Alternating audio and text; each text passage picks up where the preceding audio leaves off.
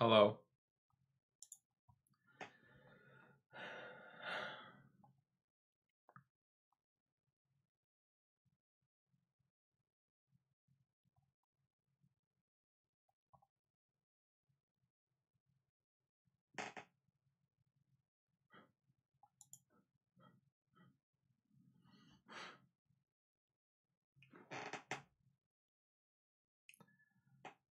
Morning, everyone. We're going to get started shortly here.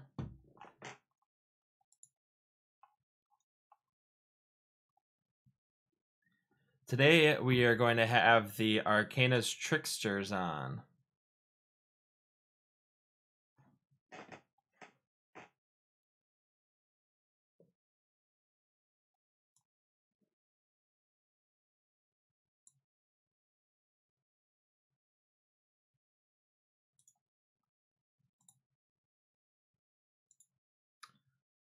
And I had to change a setting with my microphone. I don't know what's going on, but I'm having a slight technical difficulty.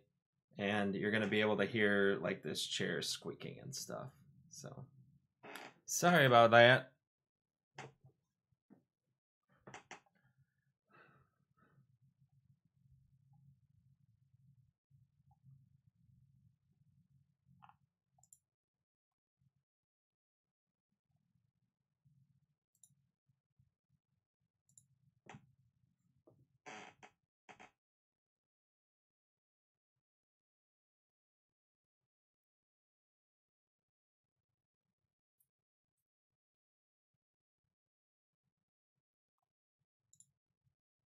How's everyone today? Good? Good? Are we good?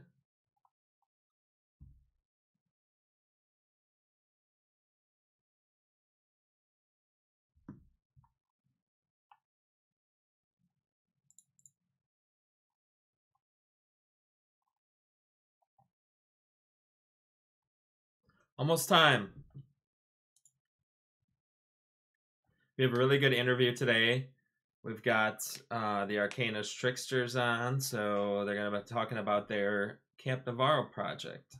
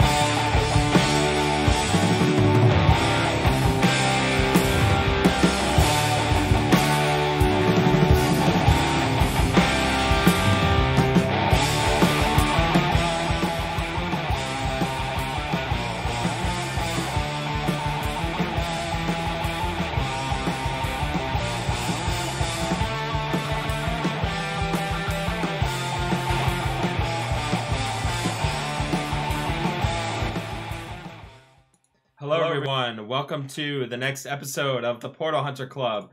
I'm your host, Red Fox 1701, and we have a great show for you today. Today we're interviewing Arcana's Tricksters.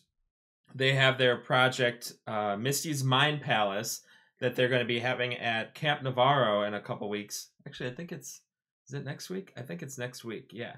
So, or is it the week after? Well, anyway, Camp Navarro's coming up. They have an awesome project. So let's get to our interview here and we can talk about that. And then after the interview, we're going to be talking a little bit more about Ingress Prime. So I have some theories and things, and I'd like to hear also from the audience a little bit. So let's get to our interview with Arcana's Tricksters, and we'll get that going.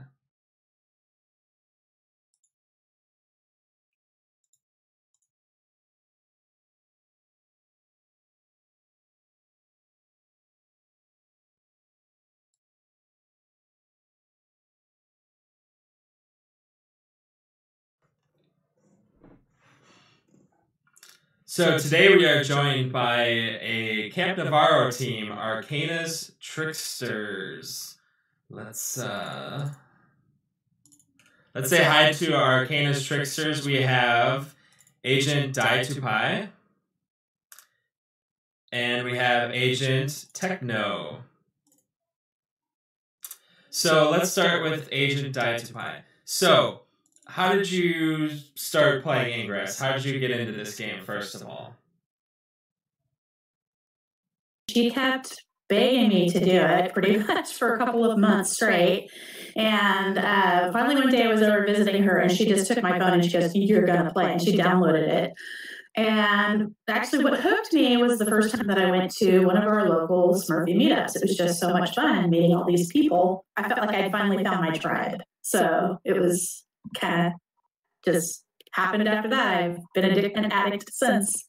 Awesome. So tell us a little bit about your agent name. How did you pick your agent name?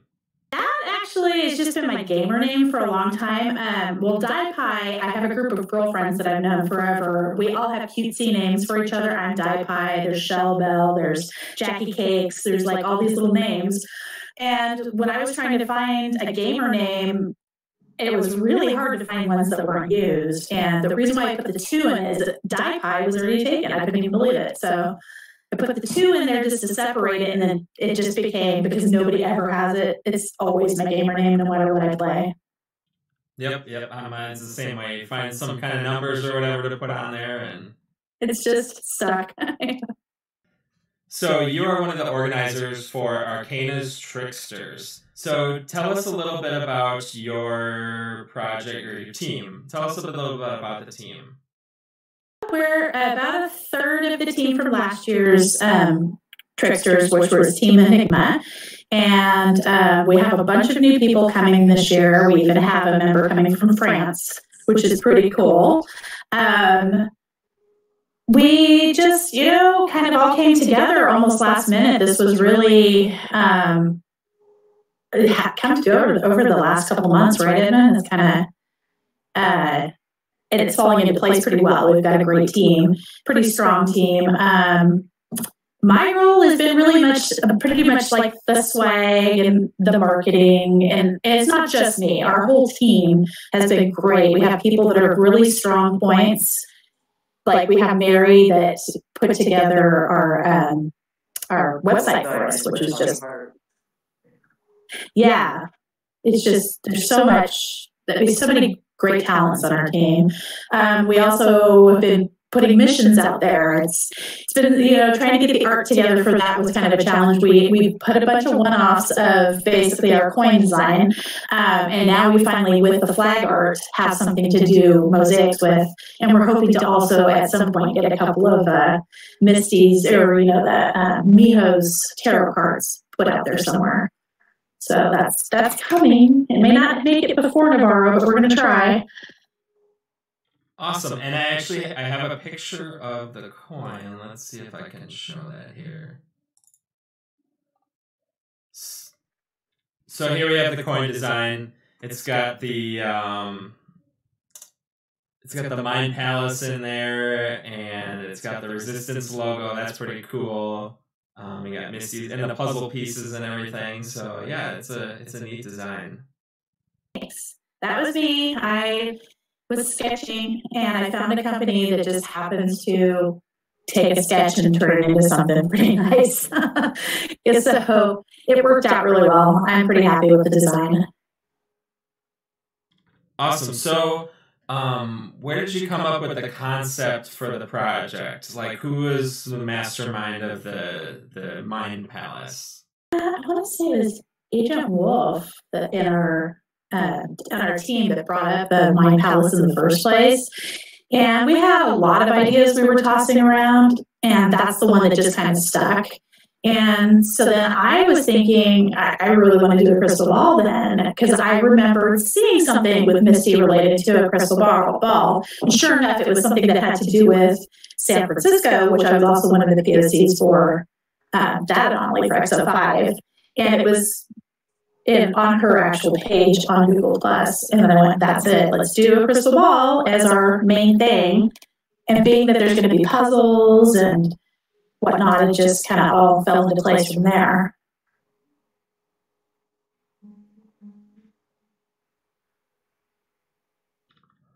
Awesome. Yeah. Really, that's cool. So you're sort of doing some of the swag organization, and you have other folks working on the arts kind of stuff. You get the flag design going and everything, and then there's also the tech side of things. So let's talk to Agent Techno here, and let's hear a little bit more about the tech side of the project. Yeah, absolutely. So what kind of concept do you have going on for the tech piece of this? Well, we wanted to do puzzles again, of course, because I was in the Trickster team last year, and I worked on a couple of the puzzles. And our last year, our project was a huge success. However, because as part of the spinoff of this team from last year, we had to come up with entirely new puzzles. So basically, I thought of several puzzles, and then I looked through all the brainstorming we did back at February and early March, and then I just brought up about the 4 to 5 ideas, and I just went with it. So currently in the tech side, we have 4 puzzles, 2 currently developed by me. Oh,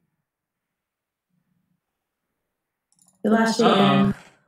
Looks like we lost him. That's okay. We'll get him back as soon as we can. So with the, I'll talk a little bit about last year's Trickster puzzles. So last year with the Trickster puzzles, we sort of had 6 puzzles going on, and you had, let's see, there was like a glyph matching one. There was one with a black light. There's all these things, and you kind of went around the hat and sort of figured out each of the puzzles, and at the end there was a coin prize. So that was kind of cool. Oh, we got him back. Okay, let's. That happens. I'm sorry. That's okay. That's okay. It's that's the magic of live streaming. So let's talk a little bit. Yeah, let's talk a little bit more about. Before I was interrupted by accidentally leaving. Yeah, we have a lighting system with several stage lights in. We're going to integrate it with the Tectulu, which you may have heard about, which allows us to get information of the portal in the ingress scanner in real time. And I would like to talk a little bit about that. And we have a couple other lighting elements that may or may not be able to be done on time. simply because I don't have, at the moment, it's not part of the equipment that I have. So tell us a little bit more about the Tech Thulu. You want to talk a little bit about the like how that integrates with the portal and everything, with the lights and the project. So give us a little bit of a sneak peek into that sort of part of it. Sure. So the idea behind the Tech Thulu is to be able to just have some sort of a connection between our physical portal and the portal in game. In the game, it has all sorts of information, such as that, and we can access some of that information and be able to use it to augment our own portal. So this, as far as I know, this includes the faction, the portal level, the portal health, and information about the resonators. Unlike the Intel map, this one is actually about real time. Like, we can request information from the Tech Thulu about 1 second, and in theory it should work. Now, of course, Niantic, they at first, I think at first last year, and this is the same for this year, they promised to be able to ship these devices to us, but that of course is not happening. It sounds like we're probably going to get the Tech Thulu when we actually get to Camp Navarro. But I do have but I knew that was a big problem during last year. So this year I accounted for that by this year I accounted. Okay, I wasn't sure if I left the call or not because the webcam was, my video feed was like 3 because I see it in front of me. Anyway, we're going this year. I decided to account for that by creating our own website, which allows us to control the portal itself. Like, for example, I can control the lights. Like right now it's a white light, but I can control the light based on adjusting the portal level and also the faction. And it could. So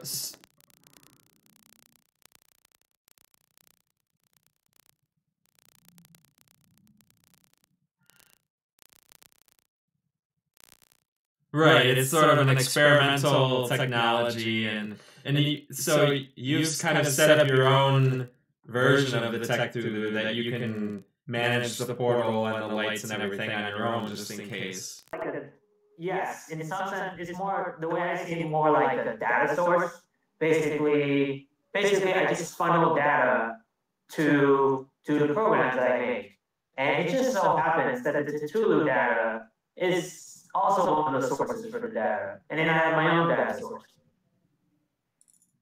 Okay, cool. So you have a bunch of puzzles, and let me just quick show the video you sent me earlier. I think it's a couple seconds long.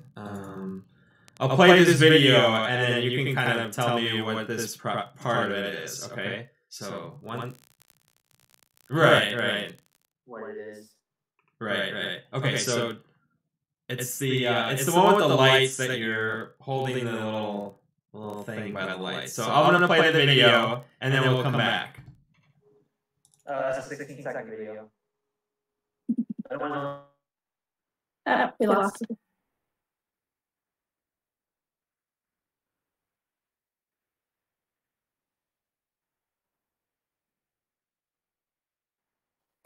And we lost him, but that's okay. He'll be right back. So that kind of shows. I think it's gonna be like a glyph thing. Do you know? I believe so. I believe that's his plan, is that the main puzzle will be a glyph. That's really cool. Do you know what some of the other puzzles are? There's a few. Oh, here's back. Okay, yeah. We were talking about the different puzzles. Okay, so tell us, So the one that I was showing, it was like, yeah, we're waving something in front of light. So that was like a glyph puzzle. Tell us about some of the puzzles that you have. Yeah, sure. Well, since you already mentioned the glyph puzzle, I'll go ahead and start with that. So, of course, glyphing is a pretty fundamental thing, both pretty fundamental concept and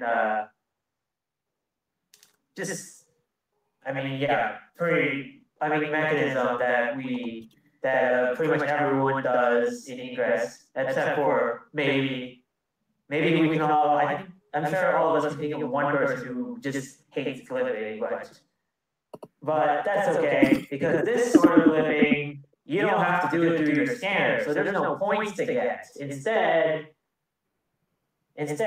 you make gestures with your hand. So that thing I'm holding in the video, it's supposed to be a wand. I will have to fabricate something like that. It shouldn't take too long to make. Cut a pipe or make something out of cardboard. So yes, there will be a wand that you can wave in front of some lights, and then those, when you wave, actually there's infrared lights. You don't see them, and well, actually your camera cannot see them either. It's basically these sort of lights you can't control with it's not like an IR remote. So you know how some phones have an IR blaster? Well, this won't actually work with our puzzle. But anyway, yeah, the idea is well, the game needs to know whether or not you're starting or whether or not you've done a glyph. So there's a button, and you press the button, and then you can actually start drawing your glyph. And then in the video, I demonstrated the body glyph. And actually, I did it pretty slowly, but I could do it a lot faster. I just wanted to make sure it actually worked. And then once you did the glyph, and you press the button again, just to show that, okay, I'm ready for the next glyph. Or if there's no more. In this case, there's actually only one, because this is all just an early prototype. Then yeah, it'll let you know if you did it right or not. Basically, it will show you the use glyph, which is the check, or just show you an X. Once I actually have like all 11 of the infrared, what I call the infrared detectors. The whole idea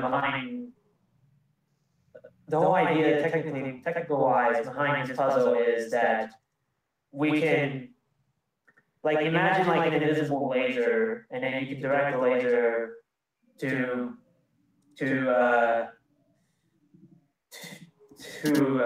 well, in this case, they're just receivers, just IR emitters and IR receivers. So you just direct it to a target, and that's the basic idea here, except we're using infrared. A laser would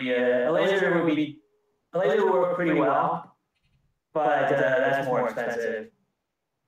Although I do have to admit that what you see is, I do have to admit that when at Camp Navarro, all the electronics will be hidden inside a piece of cardboard or plywood that has a bunch of little squares cut, which of course is going to look like the glyph interface on your scanner. So all that stuff is going to be hidden, and it took a lot of work to get all that working. It's basically all analog electronics. I will admit that this is not. There's more than one way to do this, and I kind of took the old school route. I can tell you the trade-offs I made. It took a lot of time, but I didn't have to do a lot of coding, which is good, because I can have some confidence that.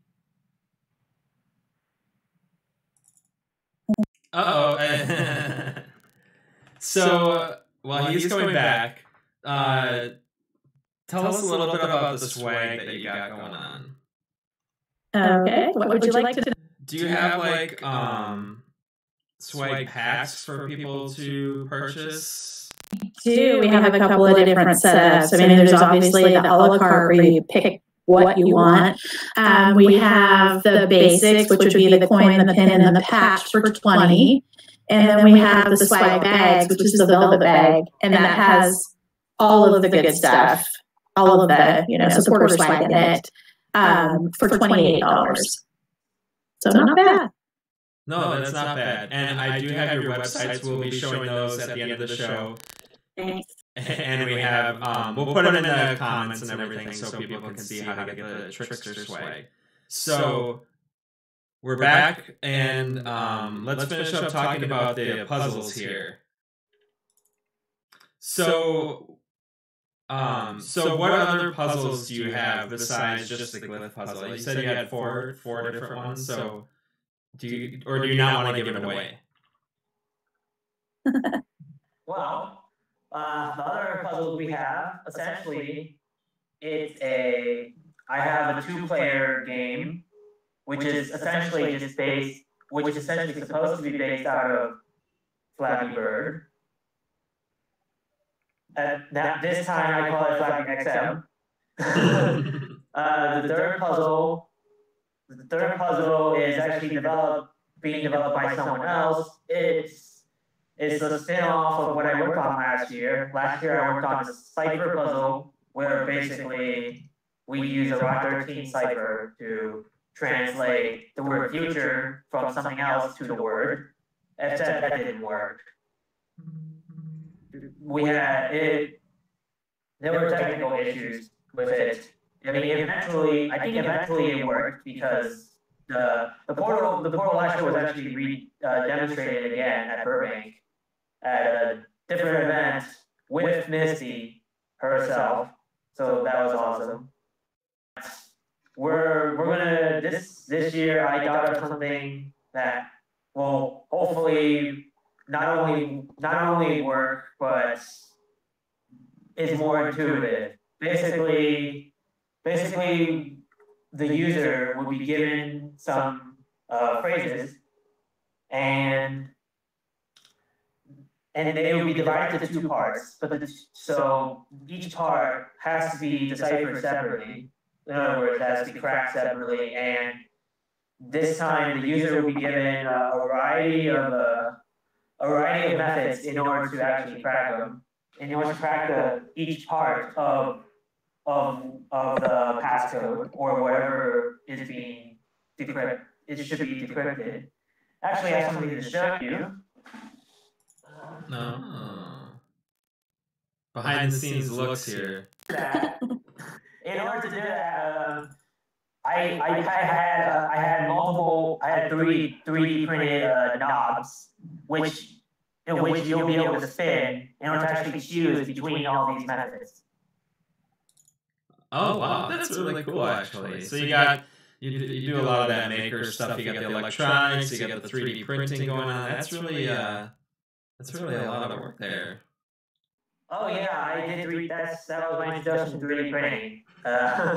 It took I spent hours trying to. I went to a hackerspace 2 weeks ago. Spent several hours just sitting around with 3D printers that don't actually work. But I did find one that works, and it took an hour to actually get it printed. It is a complex piece, yeah. But okay, that's the passcode of the ciphering puzzle, and our last puzzle is what I call the low tech puzzle, aka the scatter gun.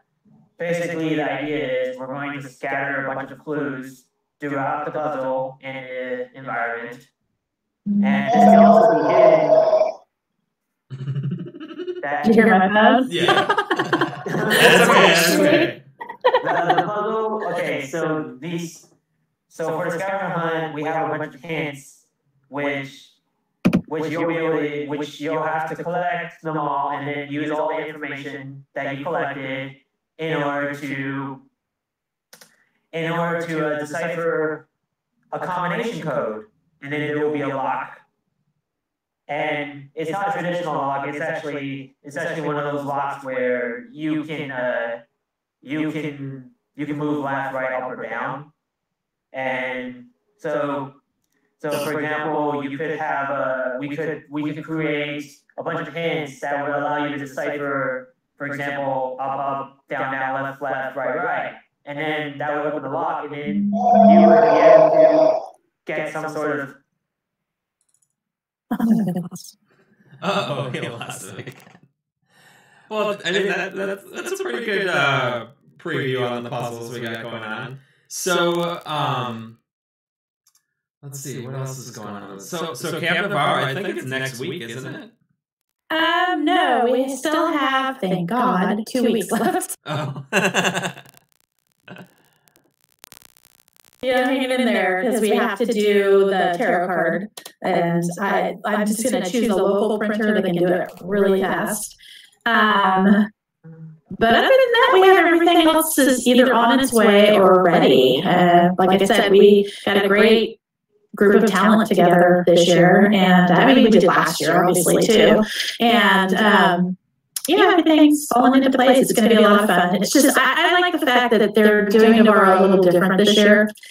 A, they promised no surprise anomaly, and B, that it's not even going to be a competition about who has the best world this year. It's just going to be an art camping trip basically. So awesome, really nice, yeah. So I'm looking forward to it. Me too. I think there's we interviewed Camp Listener the other week, and now the Arcana's Tricksters. I think there's a lot of really cool projects, and then some yet to be seen. There's some other teams online doing their thing, and I think this is a really cool project. We have some other pictures, so I'm going to scroll through the pictures, and I sent you cogs. There's one that's blue that looks like a paper boat almost. That is what our structure would look like if you were looking at it from the sky, like from maybe a drone or something. So that's what it's going to look like, just giant sized. And then the one that looks like a teepee made out of wood, sort of, is what the structure is going to look like for the center, which will have some of the puzzles in it. I'm just showing them right now. And then we have the flag design. Let me go to that one. So yes, that was one of our Pasadena members. That's Arturo 7 that drew that, and I just love what she did. It's absolutely gorgeous. We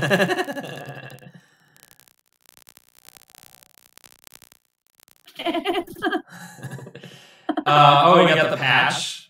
So here's what the patch looks like. Yeah, the patch it's really cool. I love it. And of course, the company, as soon as I order it, a week later sends me a thing saying, "Oh, this week only, free Velcro for the back of them." And it was already too late. Oh, no. So, well, I'm really excited for the Arcana's Tricksters project. So make sure you take tons of pictures in Camp Navarro. Let us know how it goes. Yeah, for sure. We plan on it, and one of our team members, that's what he's really excited about, is he just wants to take tons of pictures. So, camp photographer. Awesome. Group photo. We didn't have one last year. Yeah, no, taking that the other night. That has to happen this year. Absolutely. Well, thank you both for joining me, and we hope to talk to you again soon. I'm really excited to see how Camp Navarro goes with all the different projects, and excited to see the group photo. Make sure you take a group photo. For sure. Thank you. Thanks, Drew.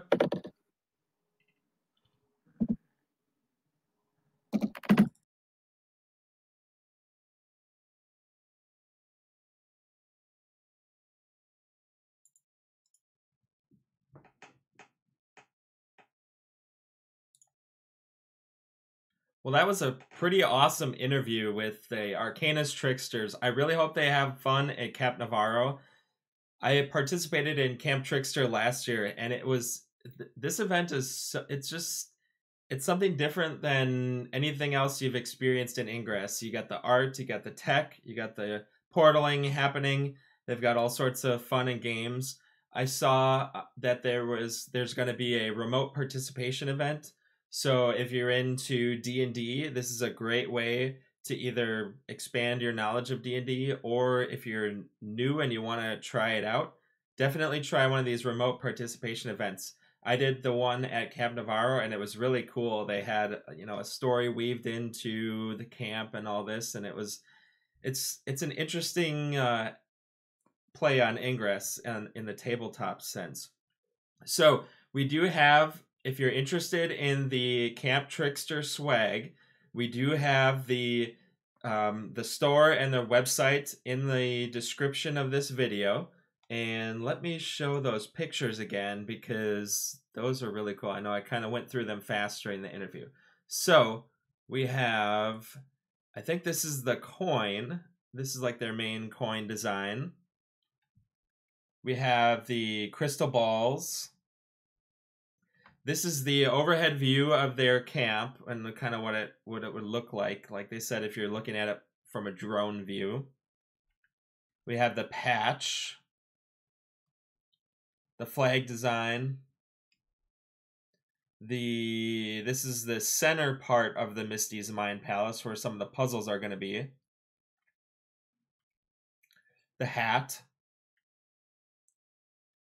And they sent me a picture of the tarot card. So this is a Portal Hunter Club exclusive. Here's a picture of the tarot card that they're going to have available. So I think all these things are really cool in the swag. So again, the link to their swag is in the description of this video. Check that out if you're interested. They always do a really good job with the swag for Camp Trickster.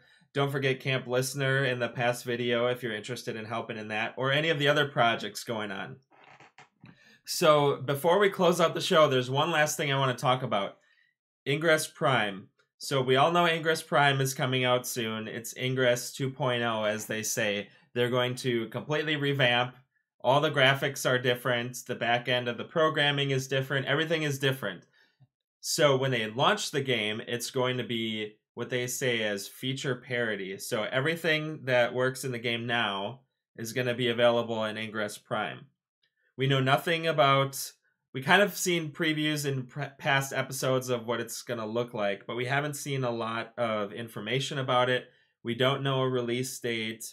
We don't know how the beta is going to go, if there's going to be a beta. We really don't know anything about this, except a little bit about kind of how it looks. Now, they did tease in one of the Google Plus posts that they said... So they've always called Ingress Prime, this is a way to get into a different universe. So Hank and I think it was Akira, they were talking about a different universe and that Ingress Prime is sort of a portal. The scanner is going to affect this other universe. And in one of the Google Plus posts, they had mentioned that at Camp Navarro, you may be able to access these portals from multiple universes. So maybe my theory is, based on that information, that there might be a beta for Ingress Prime at Camp Navarro. So, but again, I don't know anything. That's kind of, I'm piecing things together as we go here. So that's sort of how I feel Ingress Prime is going to be released. And then they have there's a time period before the anomalies. So I don't know if they're going to do a beta from now until July when the anomalies start, or if it's going to be an extended beta or whatever. Again, we've heard almost nothing about what's going on with Ingress Prime. But we know it's going to be soon, and we kind of know a little bit about what it looks like. So I'm hoping there's more teasers, there's more posts and things coming up, because I really want to know what's going on with Ingress Prime. So in that vein, not knowing a lot about Ingress Prime, I want to hear from you all, and I want to hear what, if you were working for Niantic, if you were a project manager for them, or if you were, what would you add to Ingress Prime? If you had your dream, what sort of features, because we know they might listen to this. So let's get your calls. Let's get you see the, over here, the phone number and the email, 414-207-6278, or portalhunter@resradio.net. email us, call us, tell us. Don't tell me. Tell Niantic, what do you want in Ingress Prime? I want to hear some of your crazy ideas about what you want in the future of Ingress Prime. We know based on Pokemon Go that they can very quickly change a lot of what's going on. They completely changed the gyms. They added raids. They have the X raids. They have events going on. They have all sorts of stuff going on in Pokemon that kind of change the mold of the game and make you come back to it, try different things. So what sort of things and features and items or whatever you want, if you were running Ingress, what would you add to Ingress Prime? Call us 414-207-6278 or portalhunter@resradio.net. We'll play some of these calls and we'll read some of the emails next week. Let's talk about Ingress Prime. What are you excited for? What are you worried about? Next week will be the Ingress Prime episode. I want to know everything about what you're thinking of Ingress Prime. So again, thank you to Arcana's Tricksters for the awesome interview. We showed some of the swag. Again, their swag link is in the description of the video if you're interested in getting some of their swag. And again, next week, Ingress Prime episode. I want to hear what you want to add to Ingress Prime. Let's get some good ideas out there. Have a good week, everyone, and we will see you again next week.